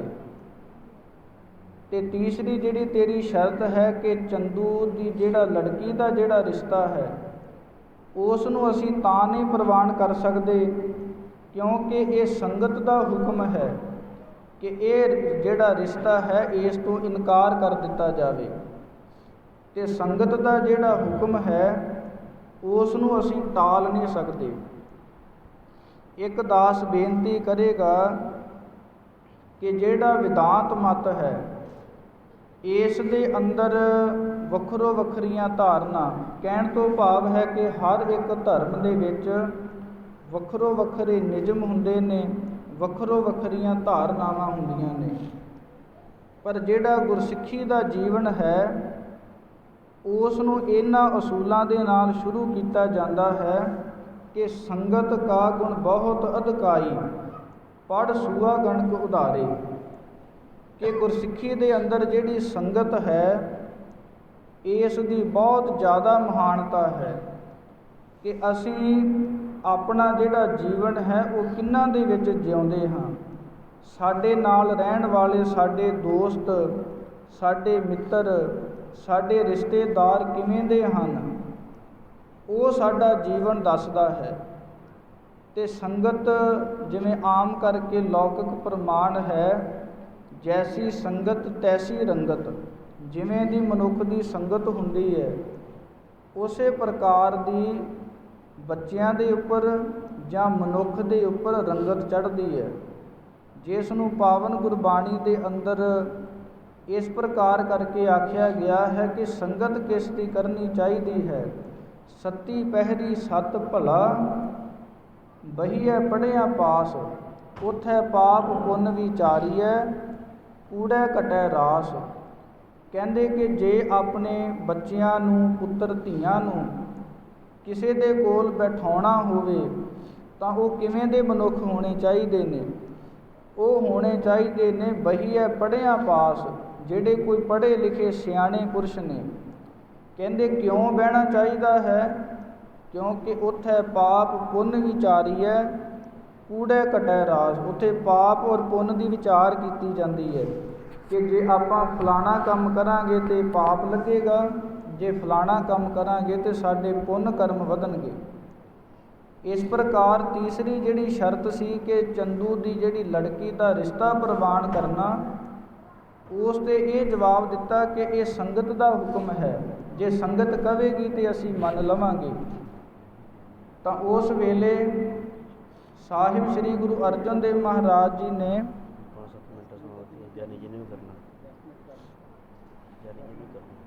ਗੁਰੂ ਅਰਜਨ ਸਾਹਿਬ ਮਹਾਰਾਜ ਜੀ ਨੇ ਇਹਨਾਂ ਤਿੰਨਾਂ ਸ਼ਰਤਾਂ ਤੋਂ ਇਨਕਾਰ ਕਰ ਦਿੱਤਾ। ਅਤੇ ਉਸ ਤੋਂ ਬਾਅਦ ਬਹੁਤ ਚੰਦੂ ਨੂੰ ਵੀ ਗੁੱਸਾ ਆਇਆ ਕਿ ਮੈਂ ਇੱਕ ਬਹੁਤ ਨਿਮਰਤਾ ਦੇ ਨਾਲ ਫਿਰ ਵੀ ਸੋਚਦਾ ਸੀ ਕਿ ਇਹਨਾਂ ਦਾ ਭਲਾ ਹੋ ਜਾਵੇ ਜਾਂ ਇਹਨਾਂ ਨੂੰ ਮੌਤ ਦੇ ਘਾਟ ਤੋਂ ਬਚਾ ਲਵਾਂ ਮੈਂ। ਪਰ ਸਿੱਧੇ ਰੂਪ ਦੇ ਵਿੱਚ ਚੰਦੂ ਨੇ ਗੁਰੂ ਅਰਜਨ ਸਾਹਿਬ ਜੀ ਨੂੰ ਆਖਿਆ ਕਿ ਮੈਂ ਤੁਹਾਨੂੰ ਮਾਰਨਾ ਨਹੀਂ ਚਾਹੁੰਦਾ ਸੀ, ਮੈਂ ਤੁਹਾਨੂੰ ਸ਼ਹੀਦ ਨਹੀਂ ਕਰਨਾ ਚਾਹੁੰਦਾ ਸੀ, ਪਰ ਜਦੋਂ ਤੁਸੀਂ ਮੇਰੀ ਵਾਰ-ਵਾਰ ਬੇਨਤੀ ਕਰਨ ਤੋਂ ਬਾਵਜੂਦ ਵੀ ਤੁਸੀਂ ਮੇਰੀ ਗੱਲ ਨਹੀਂ ਮੰਨੀ, ਤਾਂ ਹੁਣ ਤੁਸੀਂ ਮੌਤ ਦੇ ਲਈ ਤਿਆਰ ਹੋ ਜਾਓ। ਤਾਂ ਉਸ ਤੋਂ ਬਾਅਦ ਚੰਦੂ ਨੇ ਬਹੁਤ ਗੁੱਸੇ ਦੇ ਨਾਲ ਆਪਣੀ ਨੀਚਤਾਈ ਦਿਖਾਉਂਦਿਆਂ ਹੋਇਆਂ ਸਭ ਤੋਂ ਪਹਿਲਾਂ ਸਾਹਿਬ ਸ੍ਰੀ ਗੁਰੂ ਅਰਜਨ ਦੇਵ ਮਹਾਰਾਜ ਜੀ ਨੂੰ ਜਿਹੜਾ ਪਾਣੀ ਦੀ ਦੇਗ ਸੀ ਉਸ ਦੇ ਵਿੱਚ ਬਿਠਾ ਕਰਕੇ ਥੱਲੋਂ ਅੱਗ ਬਾਲੀ। ਉਸ ਦਾ ਵਿਚਾਰ ਸੀ ਕਿ ਜਦੋਂ ਪਾਣੀ ਗਰਮ ਹੋਵੇਗਾ, ਸਰੀਰ ਨੂੰ ਗਰਮ ਲੱਗੇਗਾ ਅਤੇ ਗੁਰੂ ਅਰਜਨ ਦੇਵ ਮਹਾਰਾਜ ਜੀ ਮੰਨ ਜਾਣਗੇ। ਪਰ ਗੁਰੂ ਅਰਜਨ ਸਾਹਿਬ ਮਹਾਰਾਜ ਜੀ ਤੇ ਐਸੀ ਧਾਰਨਾ ਦੇ ਧਾਰਨੀ ਸਨ ਕਿ ਤੇਰਾ ਕੀਆ ਮੀਠਾ ਲੱਗੈ, ਹਰ ਨਾਮ ਪਦਾਰਥ ਨਾਨਕ ਮੰਗੈ। ਉਹ ਤਾਂ ਸ਼ਾਂਤੀ ਸਰੂਪ, ਸ਼ਾਂਤੀ ਰੂਪ ਦੇ ਵਿੱਚ ਹੀ ਬੈਠੇ ਰਹੇ। ਇਸ ਪ੍ਰਕਾਰ ਦੂਸਰਾ ਤਸੀਹਾ ਇਹ ਦਿੱਤਾ ਕਿ ਜਿਹੜੀ ਤੱਤੀ ਤਵੀ ਦੇ ਉੱਪਰ ਬਿਠਾ ਕਰਕੇ ਉਸ ਦੇ ਉੱਪਰੋਂ ਜਿਹੜਾ ਤੱਤਾ ਰੇਤਾ ਹੈ ਉਹ ਆਪ ਜੀ ਦੇ ਉੱਪਰ ਪਾਇਆ ਗਿਆ। ਅਤੇ ਜਦੋਂ ਇਹ ਤਸੀਹੇ ਦਿੰਦਿਆਂ ਦਿੰਦਿਆਂ ਗੁਰੂ ਅਰਜਨ ਦੇਵ ਮਹਾਰਾਜ ਜੀ ਦਾ ਜਿਹੜਾ ਸਰੀਰ ਸੀ ਉਹ ਐਂ ਫੋੜੇ ਦੇ ਵਾਂਗ ਫੁੱਲ ਕੇ ਬਹੁਤ ਮੋਟਾ ਹੋ ਗਿਆ। ਅਤੇ ਉੱਧਰ ਰਾਵੀ ਦਾ ਜਿਹੜਾ ਪਾਣੀ ਸੀ ਜੋ ਪਹਾੜਾਂ ਦੇ ਵਿੱਚੋਂ ਢਲਦਾ ਹੋਇਆ ਬਹੁਤ ਠੰਡਾ ਸੀਗਾ। ਅਤੇ ਚੰਦੂ ਨੇ ਆਪਣੀ ਦੁਸ਼ਟਤਾਈ, ਨੀਚਤਾਈ ਦਿਖਾਉਂਦਿਆਂ ਹੋਇਆਂ ਗੁਰੂ ਅਰਜਨ ਸਾਹਿਬ ਮਹਾਰਾਜ ਜੀ ਦਾ ਜਿਹੜਾ ਪਾਵਨ ਸਰੀਰ ਸੀ ਉਸ ਨੂੰ ਠੰਡੇ ਪਾਣੀ ਦੇ ਵਿੱਚ ਡੁਬੋ ਦਿੱਤਾ। ਭਾਵ ਜਦੋਂ ਗਰਮ ਮਾਸ ਦੇ ਉੱਪਰ ਜਦੋਂ ਠੰਡਾ ਪਾਣੀ ਪਾਇਆ ਜਾਂਦਾ ਹੈ ਉਸ ਦਾ ਜਿਹੜਾ ਦਰਦ ਹੈ, ਕਸ਼ਟ ਹੈ, ਉਹ ਦੁੱਗਣਾ ਹੋ ਜਾਂਦਾ ਹੈ। ਅਤੇ ਜਦੋਂ ਉਬਲਿਆ ਹੋਇਆ ਸਰੀਰ ਗੁਰੂ ਅਰਜਨ ਸਾਹਿਬ ਮਹਾਰਾਜ ਜੀ ਦਾ ਚੰਦੂ ਨੇ ਆਪਣੀ ਦੁਸ਼ਟਤਾਈ ਕਰਕੇ ਜਦੋਂ ਠੰਡੇ ਪਾਣੀ ਦੇ ਵਿੱਚ ਪਾਇਆ ਅਤੇ ਜਿਹੜੇ ਬਣੇ ਹੋਏ ਛਾਲੇ ਸਨ ਉਹ ਫੁੱਟ ਗਏ। ਭਾਵ ਸਿੱਧੇ ਸ਼ਬਦਾਂ ਦੇ ਵਿੱਚ ਕਿ ਸਰੀਰ ਪਾਟ ਗਿਆ। ਅਤੇ ਉੱਥੇ ਹੀ ਗੁਰੂ ਅਰਜਨ ਦੇਵ ਮਹਾਰਾਜ ਜੀ ਦੀ ਪਾਵਨ ਸ਼ਹੀਦੀ ਹੁੰਦੀ ਹੈ, ਕਿਉਂਕਿ ਜਿਹੜਾ ਪੰਜ ਭੌਤਿਕ ਸਰੀਰ ਹੈ ਉਹ ਤਾਂ ਪਹਿਲਾਂ ਹੀ ਬੁਲਬੁਲਾ ਬਣਿਆ ਸੀਗਾ। ਪਾਣੀ ਦੇ ਵਿੱਚ ਪਾਉਣ ਕਰਕੇ ਜਿਹੜੀ ਆਤਮਾ ਹੈ, ਜਿਹੜੀ ਜੋਤੀ ਹੈ, ਉਹ ਪਰਮਾਤਮਾ ਦੇ ਨਾਲ ਰਲ ਗਈ। ਅਤੇ ਜਿਹੜਾ ਇਹ ਪੰਜ ਤੱਤਾਂ ਦਾ ਜਿਹੜਾ ਸਰੀਰ ਹੈ ਇਹ ਇਕੱਲਾ ਹੀ ਰਹਿ ਗਿਆ। ਇਸ ਪ੍ਰਕਾਰ ਆਪਾਂ ਨੂੰ ਜਿਹੜੇ ਗੁਰੂ ਕੇ ਦਿਹਾੜੇ ਨੇ ਇਹਨਾਂ ਤੋਂ ਸਿੱਖਿਆ ਵੀ ਕੁਝ ਗ੍ਰਹਿਣ ਕਰਕੇ ਘਰਾਂ ਦੇ ਵਿੱਚ, ਮਨਾਂ ਦੇ ਵਿੱਚ ਜਾਣਾ ਚਾਹੀਦਾ ਹੈ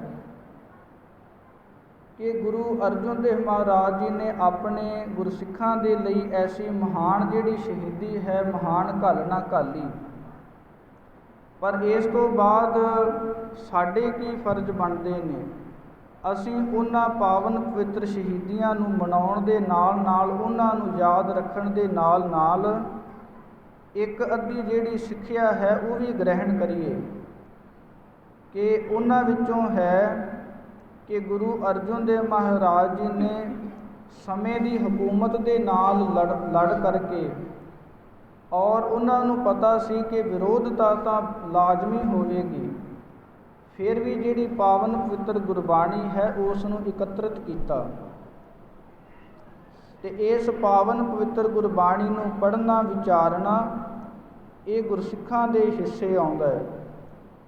ਆਮ ਕਰਕੇ ਵੇਖਣ ਦੇ ਵਿੱਚ ਆਉਂਦਾ ਹੈ ਕਿ ਜਿਹੜੇ ਕੁਝ ਹਿੰਦੀ ਪੜ੍ਹਨ ਵਾਲੇ ਜਾਂ ਇੰਗਲਿਸ਼ ਪੜ੍ਹਨ ਵਾਲੇ ਜਿਹੜੇ ਮਨੁੱਖ ਨੇ ਜਾਂ ਜਿਹੜੇ ਹੋਰਨਾਂ ਧਰਮਾਂ ਵਾਲੇ ਮਨੁੱਖ ਨੇ ਉਹ ਇਸ ਪਾਵਨ ਪਵਿੱਤਰ ਗੁਰਬਾਣੀ ਨੂੰ ਬੜੀ ਡੂੰਘਾਈ ਦੇ ਨਾਲ ਸਮਝਣ ਦੀ ਕੋਸ਼ਿਸ਼ ਕਰ ਰਹੇ ਨੇ ਕਿ ਅਸਲ ਵਿੱਚ ਗੁਰੂ ਨਾਨਕ ਸਾਹਿਬ ਮਹਾਰਾਜ ਜੀ ਦੀ ਸੋਚ ਕਿਸ ਪ੍ਰਕਾਰ ਦੀ ਸੀ। ਪਰ ਆਪਣਾ ਕੀ ਹੈ, ਸਾਡੇ ਮਨਾਂ ਦਾ ਇਹ ਹਾਲ ਹੈ ਕਿ ਅਵਲ ਤੇ ਅਸੀਂ ਸਾਰੀ ਉਮਰ ਊੜਾ ਐੜਾ ਪੰਜਾਬੀ ਨਹੀਂ ਸਿੱਖ ਸਕੇ, ਕਿਉਂਕਿ ਜਦੋਂ ਆਪਾਂ ਸਕੂਲ ਕਾਲਜ ਦੇ ਵਿੱਚ ਵੇਖਦੇ ਹਾਂ ਅਤੇ ਆਪਾਂ ਜਦੋਂ ਸਕੂਲ ਵਿੱਚ ਸ਼ਬਦ ਪੜ੍ਹਦੇ ਹਾਂ ੰਘ ਅਤੇ ਆਪਾਂ ਉਹਨੂੰ ਆਖਦੇ ਹਾਂ ਨਹੀਂਆਂ ਖਾਲੀ, ਅਤੇ ਉਹ ਖਾਲੀ ਕਰਦੇ ਕਰਦੇ ਇੰਨਾ ਕੁ ਖਾਲੀ ਹੋ ਜਾਂਦਾ ਕਿ ਸਾਰੀ ਉਮਰ ਆਪਾਂ ਨੂੰ ਪੜ੍ਹਨਾ ਹੀ ਨਹੀਂ ਆਉਂਦਾ। ਕਹਿਣ ਤੋਂ ਭਾਵ ਹੈ ਕਿ ਸਕੂਲ ਦੇ ਵਿੱਚ ਕੋਈ ਭਾਵੇਂ 10ਵੀਂ ਪੜ੍ਹਿਆ ਹੈ, ਕੋਈ 12ਵੀਂ ਪੜ੍ਹਿਆ ਹੈ, ਭਾਵੇਂ ਕਿਸੇ ਨੇ BA ਕੀਤੀ ਹੈ, ਭਾਵੇਂ ਕੋਈ ਪ੍ਰੋਫੈਸਰ ਪੰਜਾਬੀ ਦਾ ਲੱਗਿਆ ਹੋਵੇ, ਪਰ ਕਿੱਡੀ ਸਾਡੀ ਕੌਮ ਦੀ ਜਾਂ ਸਾਡੀ ਤਰਾਸਦੀ ਹੈ ਕਿ ਸਾਨੂੰ ਸ਼ੁੱਧ ਊੜਾ ਐੜਾ ਵੀ ਨਹੀਂ ਪੜ੍ਹਨਾ ਆਉਂਦਾ। ਇਸ ਲਈ ਘੱਟੋ ਘੱਟ ਜਿਹੜੇ ਗ੍ਰਸਤੀ ਮਾਤਾ ਪਿਤਾ ਨੇ ਉਹਨਾਂ ਨੂੰ ਇਹ ਵਿਚਾਰਨਾ ਚਾਹੀਦਾ ਕਿ ਜੇ ਬਹੁਤੀ ਵਿੱਦਿਆ ਕੋਈ ਇੰਗਲਿਸ਼ ਪੜ੍ਹਨੀ ਜਾਂ ਹੋਰ ਜਿਹੜੀਆਂ ਭਾਸ਼ਾਵਾਂ ਦਾ ਗਿਆਨ ਅਸੀਂ ਲੈਂਦੇ ਹਾਂ, ਉੱਥੇ ਨਾਲ ਨਾਲ ਘੱਟੋ ਘੱਟ ਜਿਹੜੀ ਪੰਜਾਬੀ ਦੀ ਗੁਰਮੁਖੀ ਦੀ ਜਿਹੜੀ ਮੁੱਢਲੀ ਵਿੱਦਿਆ ਹੈ ਉਹ ਅਸੀਂ ਪਹਿਲਾਂ ਆਪ ਸਿੱਖੀਏ, ਉਸ ਤੋਂ ਬਾਅਦ ਆਪਣੇ ਬੱਚਿਆਂ ਨੂੰ ਸਿਖਾਈਏ।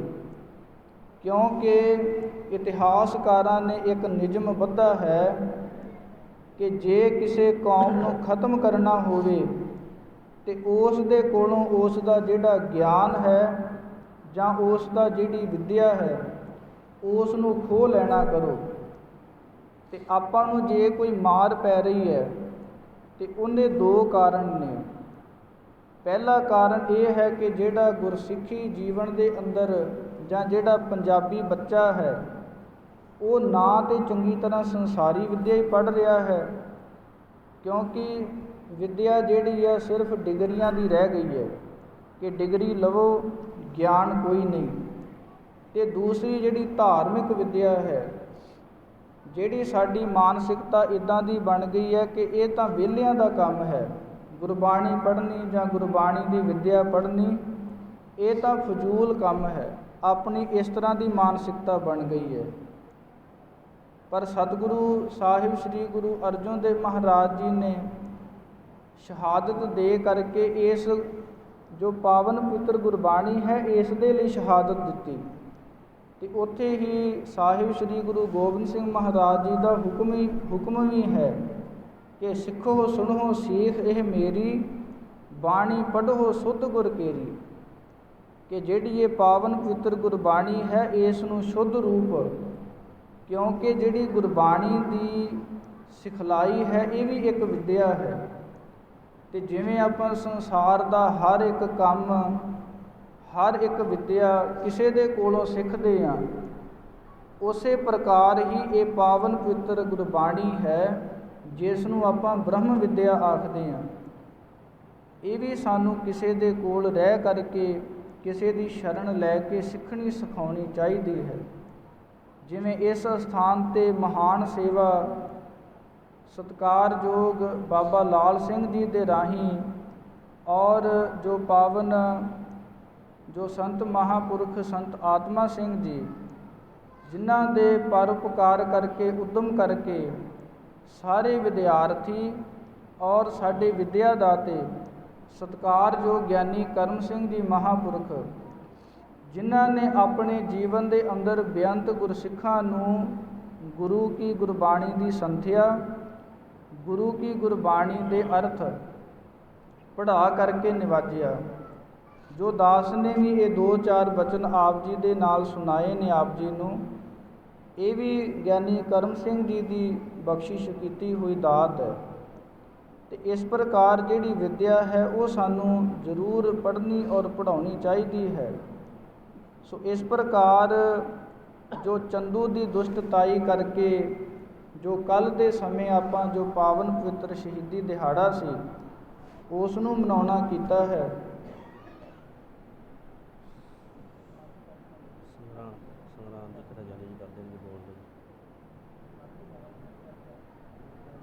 ਸੋ ਇਸ ਤੋਂ ਬਾਅਦ ਜੋ ਪਾਵਨ ਪਵਿੱਤਰ ਗੁਰਬਾਣੀ ਦੇ ਟੂਕ ਮਾਤਰ ਅਰਥ ਹਨ ਉਹਨਾਂ ਨੂੰ ਸ਼ਰਵਣ ਕਰਕੇ ਸਮਾਪਤੀ ਕਰਨਾ ਕਰੀਏ ਜੀ।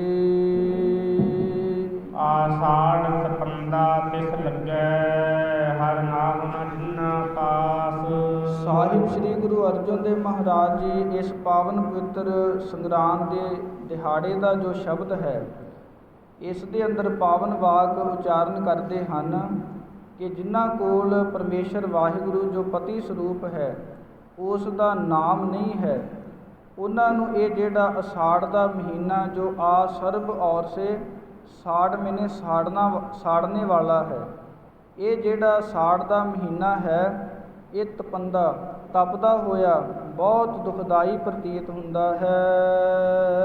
ਜਗ ਜੀਵਨ ਪੁਰਖ ਤਿਆਗ ਕੈ, ਮਾਨਸ ਸੰਧੀ ਆਸ। ਜਿਹੜੇ ਪੁਰਸ਼ ਜਗਤ ਨੂੰ ਜੀਵਨ ਦੇਣ ਵਾਲਾ ਪਰਮੇਸ਼ਰ ਵਾਹਿਗੁਰੂ ਜੋ ਵਿਆਪਕ ਸਰੂਪ ਹੈ ਉਸ ਨੂੰ ਤਿਆਗ ਦਿੰਦੇ ਹਨ ਅਤੇ ਮਾਨਸ ਸੰਧੀ ਆਸ, ਸਿਰਫ ਜਿਹੜੇ ਨਾਸ਼ ਹੋਣ ਵਾਲੇ ਜਿਹੜੇ ਜੀਵ ਨੇ, ਮਨੁੱਖ ਨੇ, ਜਿਹੜੇ ਉਹਨਾਂ ਦੇ ਉੱਪਰ ਆਸਾ ਰੱਖਦੇ ਹਨ।